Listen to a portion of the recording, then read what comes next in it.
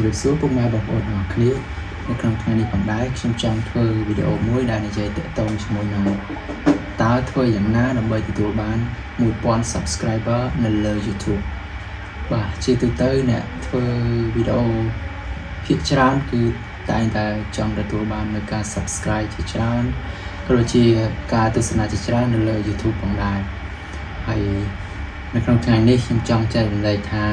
តើគួរតែធ្វើយ៉ាងណាដើម្បីទទួលបាន 1000 subscribe នៅលើ YouTube ហើយអ្វីដែលខ្ញុំបានចែករំលែកនេះមានចំនួន8ចំណុចដែលខ្ញុំបានដកស្រង់ចេញពីកម្មវិធី Chat GPT ដែលខ្ញុំបាន download ច្រើនមែនតើហើយសិតតែ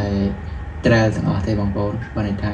message ដែលយើងសរសេរទៅលើ Chat GPT ហ្នឹងបានចំនួន5 message ចឹងវា expire ហ្នឹងខ្ញុំក៏ delete ចោលអីចឹងទៅបាទយើងចូលទៅកាន់ប្រធានបទរបស់យើងបាទ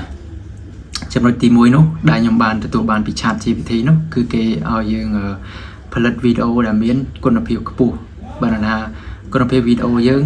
វាល្អអញ្ចឹងណាយើងយកអីដែលគួរចាប់អារម្មណ៍មានទាំងព័ត៌មានមានទាំងការចែករំលែកហើយទៅលើកម្រិតរូបភាពវីដេអូដែលយើងផលិតនាំមកហ្នឹងបានន័យថាវាមានគុណភាពច្បាស់វាមិនញ័រថតអីវា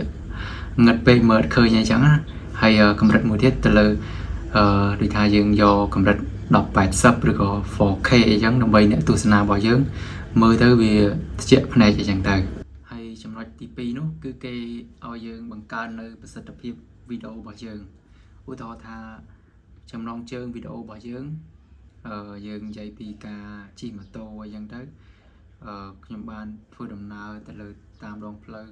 មានន័យថាទេសភាពស្អាតអីចឹងបានណាយើងធ្វើម៉េចឆ្នៃវីដេអូរបស់ចំណងជើងវីដេអូរបស់យើងហ្នឹងឲ្យមានភាពទាក់ទាញជា keyword រុញទៅដល់អ្នកមើលរបស់យើងហ្នឹងបានកាន់តែច្រើនល្អផងដែរបាទឥឡូវយើងចូលទៅកាន់ចំណុចទី3បានថាចំណុចទី3ហ្នឹងគេឲ្យយើងផ្សព្វផ្សាយវីដេអូរបស់យើងទៅលើបណ្ដាញសង្គមផ្សេងៗមានដូចជា Facebook Instagram Twitter ហើយនិង Reddit ផងដែរហើយសម្រាប់កម្មវិធីទាំង4ហ្នឹងគឺខ្ញុំមានអស់ហើយមានន័យថាយើងផុសវីដេអូអីចឹងយើង share link យើង share ទៅលើ Facebook YouTube ហើយមួយទៀត TikTok អីផងដែរគឺយើងអាចshare បាន share ដូចថាយើងដាក់ជាឈ្មោះ YouTube យើងដាក់ link YouTube យើងដើម្បីឲ្យអ្នកមើលរបស់យើងហ្នឹងគេឃើញថាយើងបានផ្សព្វផ្សាយបន្ថែមដើម្បីថាយើងហ្នឹងគឺជាអ្នកផលិតវីដេអូ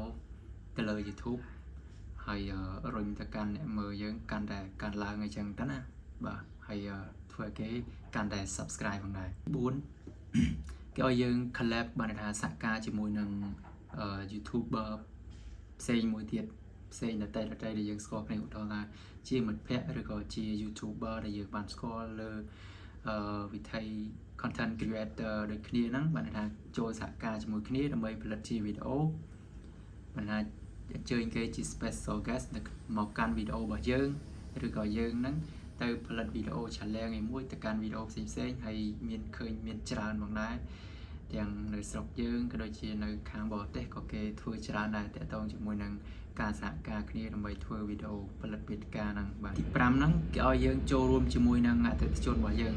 ចូលរួមលើថាយើងចូលរួមនៅក្នុងការមើល comment អាន comment reply ហើយមើលទៅលើ algorithm បានន័យថា audience របស់យើងហ្នឹងគេចង់បានមាតិកាបែបណាវីដេអូបែបណាដែលគេចូលចិត្តមើលអញ្ចឹងទី6ហ្នឹងតាក់ទងជាមួយនឹង thumbnail បានន័យថារូបភាពដែលយើងដាក់ទៅលើ YouTube របស់យើងហ្នឹងយើងត្រូវចេះ edit មិនបាច់ចេះខ្លាំងក៏បានតែយើង edit ឲ្យវាស្អាតមានភាពទាក់ទាញមកហើយអីដែលសំខាន់នោះរូបភាពទៅលើ thumbnail របស់យើងហ្នឹងគឺវាតាក់ទងជាមួយនឹងខ្លឹមសាររបស់វីដេអូយើងបានថាកុំឲ្យយើង fake អីចឹងដើម្បីកុំឲ្យគេ audience យើងឃើញថាយើង fake យើងកុហកទៅលើ audience យើងដើម្បី edit ទៅលើ Photoshop Illustrator ឬក៏ PixArt ទៅលើទូរស័ព្ទក៏បាន edit ឲ្យវា color ស្អាតដាក់អក្សរតិចតួចអញ្ចឹងរូបភាពផុសស្អាតគឺថាដូច Mr Beast ដូច YouTuber ស្រុកយើងហ្នឹងក៏ច្រើនដែរធ្វើ thumbnail ឲ្យវាទាក់ទាញស្អាតអញ្ចឹងដែរទី7បានថាយើងព្យាយាម analyze ទី7ព្យាយាម analyze វីដេអូរបស់យើងហ្នឹងanalyze ត្រង់ថាយើងចេះវិភាគទៅលើ វីដេអូរបស់យើងហ្នឹងវាមានចំណុចណាដែលមិនល្អយើងគួរតែកែចេញមានចំណុចណាដែលវាល្អយើងធ្វើបន្ថែមទៀតឲ្យកាន់តែល្អហើយវិភាគថាវីដេអូយើងគួរផុសពេលណាហើយផុសឲ្យបានចំនួនប្រមាណហើយយើងមើលថាគុណភាពវាបែបណាដែរនៅពេលដែលយើងផុសចេញទៅប៉ុន្តែយើងព្យាយាមមើលឲ្យមើលទៀតដើម្បីជៀសវាងនៅកំហុសឆ្គងដែលយើងបានផលិតវីដេអូទៅវាថាប៉ះពាល់ទៅដល់អ្នកមើលឬក៏ប៉ះពាល់ទៅដល់សង្គមជាតិយើងហើយប៉ះពាល់អារម្មណ៍អ្នកមើលរបស់យើងបាទបានថាយើងវិភាគថារបស់យើងដែលយើងផ្ដល់ឲ្យគេហ្នឹងវាល្អសមស្របអត់មិនដាក់ចំណងជើងដាក់ thumbnail អីវិភាគធ្វើម៉េចឲ្យត្រូវចិត្តអ្នកមើលយើង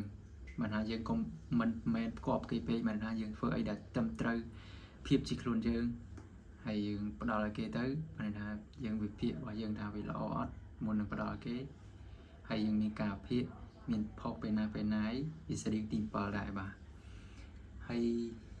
ក្នុងវីដេអូមួយហ្នឹងខ្ញុំគិតថាវាចិត្តដល់ទីបញ្ចប់ហើយមុននឹងបញ្ចប់ខ្ញុំសូមឲ្យជា channel YouTube 3ដែលអ្នកទាំងអស់គ្នាអាចស្វែងយល់បានមាន Mr Beast ហើយ PewDiePie ក៏ដូចជាហ្នឹងសិតតែ YouTuber ស្រុកគេ Ali Adas ផងដែរបាទអញ្ចឹងសូមអរគុណអ្នកទាំងអស់គ្នាកុំភ្លេចជួយចែក like subscribe លើ channel YouTube របស់ខ្ញុំផងអរគុណច្រើនសូមជម្រាបលាបាទ